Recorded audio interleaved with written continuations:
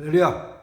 영계 원지천 목사입니다. 오늘 아침도 말씀 잠깐 묵상하겠습니다. 오늘 아침에는 누가복음 1장 말씀 19절 20절 두 절만 좀 보겠습니다. 천사가 대답하여 이르되 나는 하나님 앞에 서 있는 가브리엘이라 이 좋은 소식을 전하여 내게 말하라고 보내심을 받았느니라. 보라, 이 일이 되는 날까지 내가 말 못하는 자가 되어 능히 말을 못하리니 이는 내가 내 말을 믿지 아니함이거니와 때가 이르면 내 말이 이루어지리라 하더라. 아멘.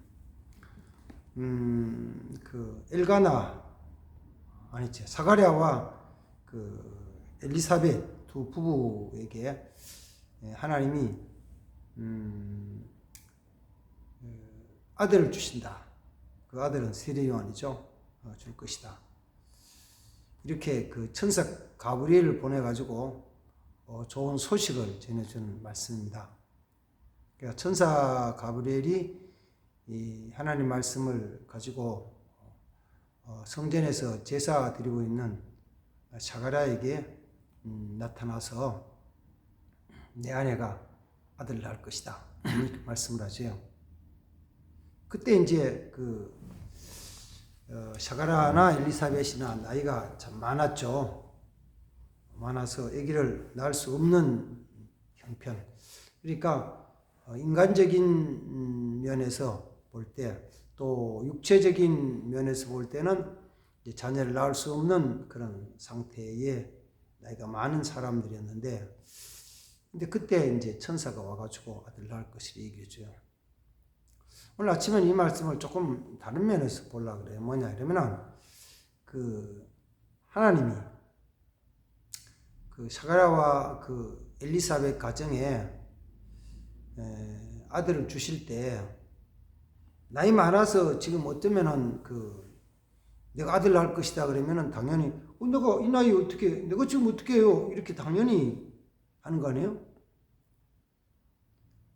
하나님의 어떤 큰 능력적인 것을 말씀하실 때 보통 내게 무슨 그런 일이 일어났냐고 나는 아니야 이렇게 해서 대부분 많은 사람들이 좀 거부를 하죠. 잘 못 믿죠. 그런데 확실한 건 이런 거예요. 하나님 그런 말씀 하시지 않고 그냥 엘리사벳이 임신을 해서 6개월 뒤에 또는 1년 뒤에 돼가지고 때가 돼서 10개월이 차가 달이 차서 아들을 낳았어요. 그러면은 결혼해가지고 우리는 잘 모르지만 적어도 수십 년을 두 부부가 결혼해서 수십 년을 지나면서 자녀를 낳지 못하는데, 그러나 그 두 사람이 경건해서 특히 이제 사가랴는 제사장으로서의 귀한 일을 잘 감당해가지고 때가 되면은 아주 성실하게 아주 정말 하나님 앞에 마음을 다해서 하나님을 잘 섬기던 사람들이었으니까 그들이 그냥 하나님이 그때 나이 많아서 그때 아들을 주시면은 그 아들을 안고 있으면서 우리가 사랑을 많이 해가지고 좋아서 이렇게 해가지고 그래서 아들을 낳았어 이렇게 얘기 잘 안 하잖아요. 어쨌든 나이 많을 때에 자녀를 낳으면은 그렇게 믿음 좋은 또 신실한 사가랴와 엘리사벳 두 부부는 당연히 뭐라고 이야기했어요? 하나님이 은혜를 베푸셔서 우리 가정에 이런 귀한 자녀를 선물로 주셨다고 또 이렇게 고백하죠. 그렇지 않겠어요? 당연히. 근데 왜 하나님이 천사를 보내가지고 그 나이 많은 부부에게 내 아내가 아들 낳을 것이다 라고 말씀을 하시냐? 왜 하셨을까? 그 말을 들은 사가랴는 당연히 제가 나이 많고 제 아내도 나이가 너무 많습니다. 이 나이에 어떻게 되겠습니까? 라고 약간은 의심하고 불신하는 말 할 수밖에 없잖아요. 그런 거예요. 근데 그렇게 이야기한 이유가 뭘까 그럴 때 오늘 20절 속에는 이런 말씀을 하시는 거예요. 천사 가브리엘이 자가랴에게 말하기를 나는 하나님 앞에 서 있는 천사 가브리엘이고 내게 이 좋은 소식을 굿뉴스를 전해주라고 보내심을 받았는데 내가 내 말을 천사 가브리엘이 전해 내 말을 믿지 아니함으로 말미암아 나는 말 못하는 자 된다. 벙어리가 된다. 그래서 말 못하는 자로 지내다가 이 일이 이루어지는 것을 볼 것이다. 내가 내 말을 참 어떻게 보면은 재밌다 그럴까요? 그런 거 이런 거예요. 천사 가브리엘이 너는 내가 내 말을 천사 가브리엘이 전해주는 내 말을 믿지 아니함으로 말미암아 말 못하는 자로 지낼 것이다. 이거 중요한 말이거든요. 그 말을 믿지 아니함으로 네가 말 못하는 자로 당분간 지나게 될 것이라는 거예요. 하나님의 말씀이 전해질 때 믿지 않는 경우가 참 많죠. 왜?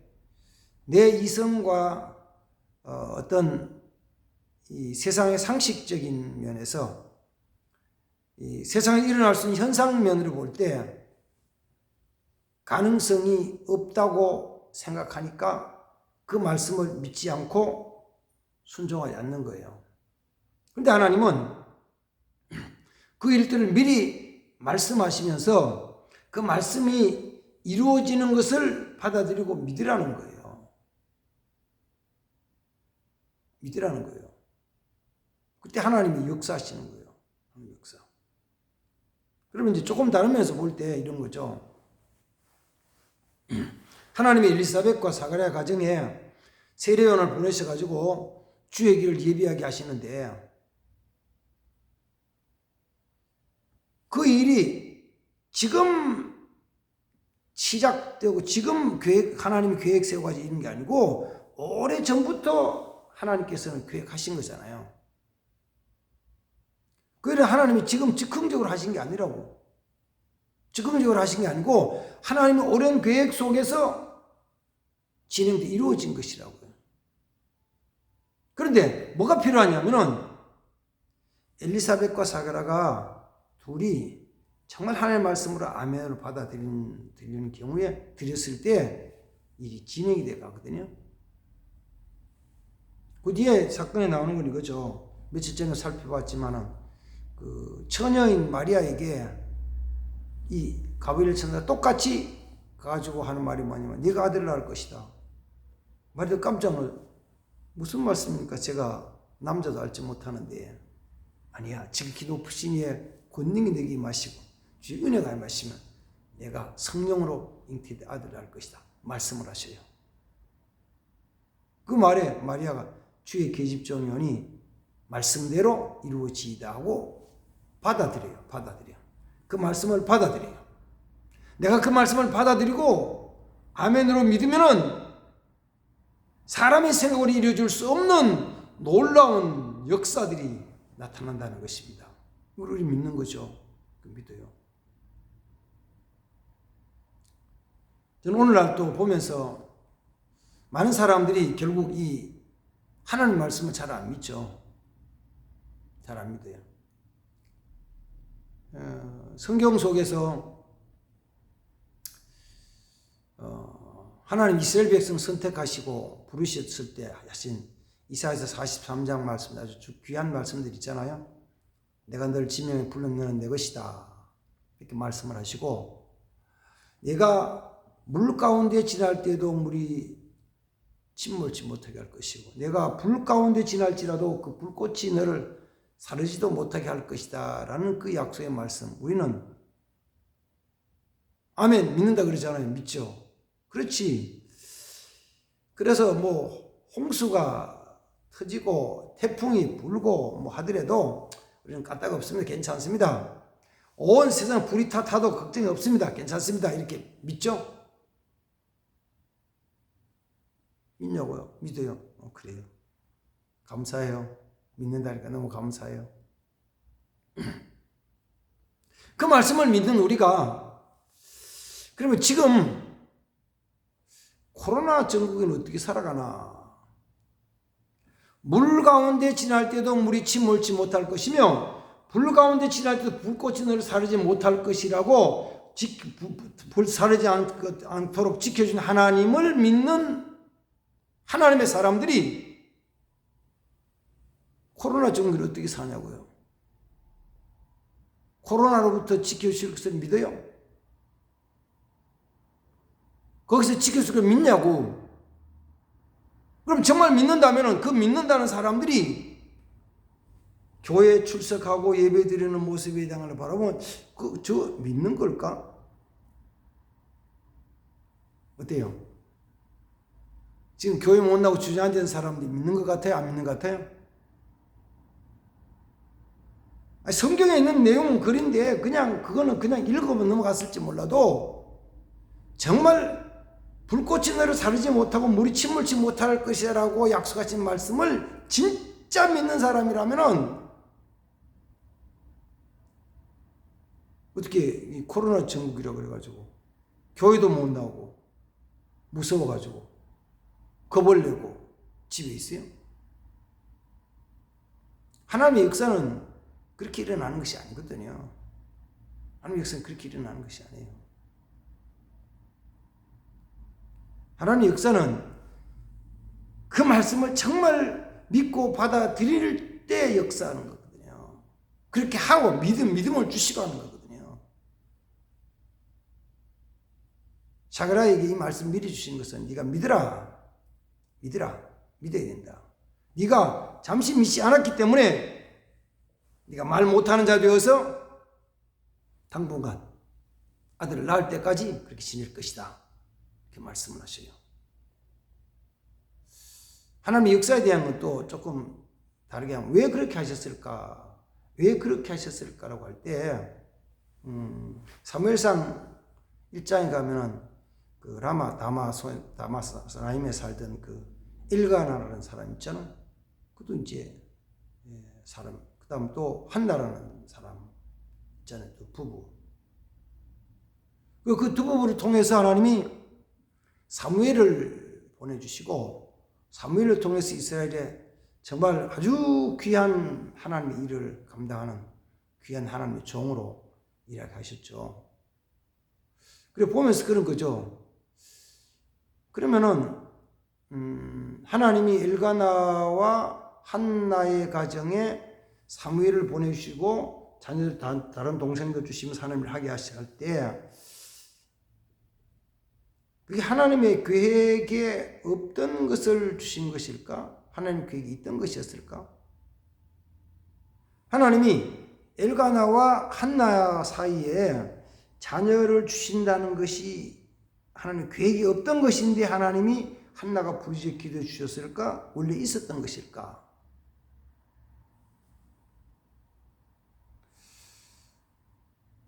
저는 하나님의 계획 속에 있었다고 봐요. 그런데 한나는 뭐 하냐면은 자기의 다른 엘가나의 다른 부인인 분인나가 자식을 놓고는 자기를 자꾸 괴롭히고 고통을 줄 때 고통이 너무 심해가지고 견디지 못할 때라고 생각하고 실로의 회막 앞에 가가지고 하나님께 울면서 기도하자. 하나님 너무 억울합니다. 너무 고통스럽습니다. 너무 괴롭습니다. 이렇게 기도를 해요. 하나님이 그 기도를 들으시고 응답해 주셨어요. 그가 부르짖어 기도하는 것이 그렇게 어떤 면에서는 울면서 기도하는 것이 한 5년쯤 일찍 했더라면 어땠을까? 그 괴롭히는 것을 정말 괴롭힘으로 알고 괴롭힘을 느끼면서 하나님께 기도하는 것을 한 5년쯤 일찍 했으면 어땠을까? 이 하나님의 역사하심에 대한 것을 시기적인 걸 말할 때는 어디 보냐면 또 같은 비슷한 내용인데 출애굽기 2장 23절, 24절, 25절에 보면은 애굽 땅에서 너무 힘든 일 때문에 고통당하는 이스라엘 백성들이 하면서 애굽의 바로 왕은 죽고 그 후에 새로운 왕이 일어나가지고 이스라엘 백성을 괴롭게 하는데 그 힘들고 고통스럽게 하는 고욕 때문에 이스라엘 백성들이 견디지 못해서 하나님께 막 부르짖어 기도를 해요. 탄식하면서 기도를 해요. 그랬더니만은 하나님이 그 부르짖음과 탄식을 들으시고 그리고 그 조상 아브라함과 이삭과 야곱에게 약속하신 언약을 기억하시고 그들을 권념하셨더라. 기억하셨다는 거죠. 하나님이 아브라함에게 약속하실 때는 너희 자손이 이방 나라에 가가지고 400년 동안 있다가 거기서 번성한 다음에 그 땅에서 많은 재물을 이끌고 너희가 나올 것이다 라고 약속을 하셨거든요. 하나님이 약속하신 것은 400년 지난 다음에 그 땅에서 많은 재물을 이끌고 나올 것이 약속하신 거예요. 근데 출애굽기 12장에 보면은 이스라엘 백성들이 애굽에서 나온 것이 몇 년 만이냐면은 애굽에 들어간 지 430년 만에 나온 거예요. 430년. 그러면 얘기지. 야, 이거 틀리잖아. 아브라함이 약속하실 때는 400년이라고 그랬는데 왜 430년이야? 30년이 하나님 이거 뭐 안 지킨 거잖아. 아니, 하나님의 약속을 안 지킨 것이 아니고 그 일이 이루어지는 과정 속에서 꼭 있어야 될 게 뭐냐면은 하나님께서 하나님의 역사는 꼭 이루어질 것이냐면은 기도하는 거거든요. 부르짖어 기도하는 거. 하나님이 이스라엘 백성들이 그 고역, 힘든 일을 너무 고통스럽다고 생각하고 하나님께 막 부르짖어 기도할 때 들으시고 응답하신 거예요. 한나가 자기 부인하고 괴롭히는 것 때문에 너무 견디지 못한다고 부르짖을 때 하나님이 역사하신 거예요. 똑같잖아요. 봐요. 이스라엘 백성들이 애굽에서 애굽 왕이 시키는 힘든 일 때문에 너무 못 견디겠다, 못 살겠다고 부르짖어 기도할 때 하나님 응답하시고 출애굽시켜 주셨고, 한나는 그 때문에 너무 괴로워 못 살겠어, 너무 힘들어할 때 하나님이 들으시고 아들을 사무엘 주시잖아요. 주셨어요. 하나님이 처음 아브라함에게 약속하실 때 400년이었고 실제로 이스라엘 백성 나온 430년인데 그 30년 차이잖아요. 그 30년의 차이가 뭐라고요? 그들이 부르짖어 기도하느냐 기도하지 않느냐의 시간적인 차이예요. 그들이 눈물로 간절히 기도할 때 하나님이 역사하셨거든요. 역사하셨어요. 근데 그 30년을 가만히 생각해 보죠. 30년. 30년이면은 지금도 세대가 바뀌는 한 세대예요. 지금은 늦어져가지고 뭐 조금 더 걸리겠지만 전에는 30년 한 세대예요. 한 세대가 다 죽고 바뀌는 거예요. 그러면은 애굽 땅에서 30년을 더 종살이하면서 세대 한 세대가 바뀌어서 새로운 세대가 됐는데 그 전 세대는 자기들이 고통을 느끼지 않는 거. 그래도 뭐 할 수 없지, 뭐 견딜만 하지 마. 뭐 어쩔 수 없지 하면서 하나님께 기도하지 않고 부르짖지 않고 지나서요. 그렇지만 전부 뭘로 죽어요? 애굽에 종으로 살다가 종으로 한 세대가 싹 죽는 거예요. 죽었어요.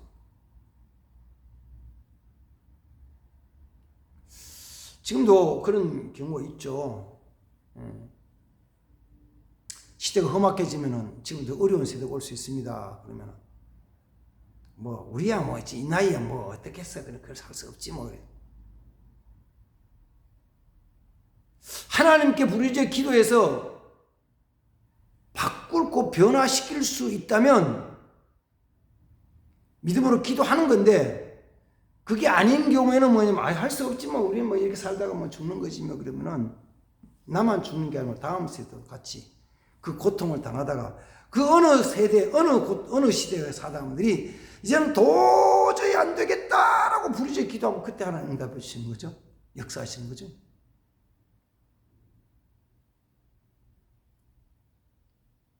우리는 이거 정말 잘 기억해야 돼요. 이 세대 역사에 대한 것을 이제는 못 바꿔 끝이야. 끝이라고 생각할 수도 있어요. 바꿀 수 없는 것, 바뀌어지지 않는 것, 끝이라고 생각할 수 있어요. 그러나 하나님의 교회나 하나님의 백성들에 대한 것은 하나님이 가지신 계획, 뜻이 있잖아요. 그 뜻이 이루어지는 데는, 그 뜻에 이루어지는 데는 하나님이 말씀을 주시고 그 말씀을 믿으라. 그 말씀을 믿으라. 그 말씀이 일어나는 역사하는 걸 믿고 기도하라. 이런 거죠. 근데 하나님 말씀을 주시는 방법이 하나님 직접 말씀하시면 나는 여호와다 내 말을 들으라 이렇게 말씀해 주면 너무 감사하잖아요. 뭐 꿈속에서 주시는지 환상 중에 주시는지 기도 중에 주시는지 그렇게 주시면 좋은데 그런 말씀은 많지 않고 뭐냐면은 대부분 종들로 통해 주세요. 오늘 읽었던 누가복음 1장 20절 말씀에도 보면은 천사가 말하기를 네가 내 말을 믿지 않았으므로 이랬거든요. 네가 내 말 천사의 말을 믿지 않았대요. 우리는 천사가 말을 들을 것 같은데 똑같아요. 그거는 똑같은 거예요. 뭐냐면은 지금도 교회에 하나님이 직접 나타나셔서 그냥 목사는 서 있지도 않고 강단에 비워놓으면 하나님이 직접 오셔서 말씀해 주실 것처럼 기대하면 아무 소리도 못 듣죠. 하나님은 목사를 통해서 목사의 설교를 통해서 말씀하시는 거예요. 어떤 분들은 그런 이야기를 해요. 목사가 목사 설교가 다 진짜 하나님 말씀이냐? 그 중에는 다른 말도 섞여 있고 어떤 데 보면 정치 시사 얘기도 하는 것 같고 어떤 데는 교육에 대한 얘기하는 것 같고 어떤 때는 건강에 대한 얘기하는 것 같고 어떤 때는 사람에서 여러 가지 얘기하는 자기 경험담 농담도 실천하는 것 같고 하나님 말씀이냐고. 꼭 기억하세요. 중요한 말은 뭐냐면 이거예요. 목사의 말은 하나님의 말이 아닐 수 있어요. 목사가 하는 말은 하나님의 말씀이 아닐 수 있어요. 우리 기억해야 돼요. 설교는 하나님의 말씀으로 믿어야 돼요. 그게 농담하는 것처럼 보이든지 세상 시사 얘기하는 것처럼 보이든지 정치 이야기하는 것처럼 보이든지 무슨 말 하든지 간에 목사가 강단에 서서 선포하는 설교의 말씀은 하나님의 말씀으로 아멘하고 순종해야 돼요. 받아들이고 믿어야 돼요. 그리고 그 말씀 붙잡고 기도해야 돼요. 그래야만이 하나님의 역사가 나타나는 거예요. 하나님 역사하시는 거예요. 이렇게 해서 말씀을 믿는 자, 말씀 붙잡고 기도하는 자 되어서 하나님이 계획하신 일들이 내 삶 속에서 하나님이 계획하신 일들이 우리 교회 속에서 하나님이 계획하신 그 일들이 우리 주위 환경, 나라, 민족 가운데서 이루어지기 위해서 부르짖어 기도하는 자, 이루어 나가는 자 되기를 주의 이름으로 축복합니다. 기도하겠습니다. 거룩하신 하나님 아버지, 가브리엘이 전해준 그 말씀을 자가라가 믿지 않았을 때 하나님께서는 그 믿지 않음으로 말미암아 잠시 동안 말 못하는 자로 벙어리를 지닐 것이라고 말씀했는데 한나가 고난을 알고 부르짖어 기도할 때 하나님 역사하셨는데 하나님 주신 말씀, 주의 종들을 통해 주신 말씀을 하나님 주신 말씀으로 아멘으로 받아들이고 믿고 또한 그 말씀 붙잡고 부르짖어 기도하는 사람들 되게 하옵소서. 그리하여서 하나님의 계획하신 일들이 내 삶 속에 다 이루어지는 놀라운 은총 받게 하옵소서. 예수님의 이름으로 축복하며 기도합나이다. 아멘. 할렐루야. 감사합니다.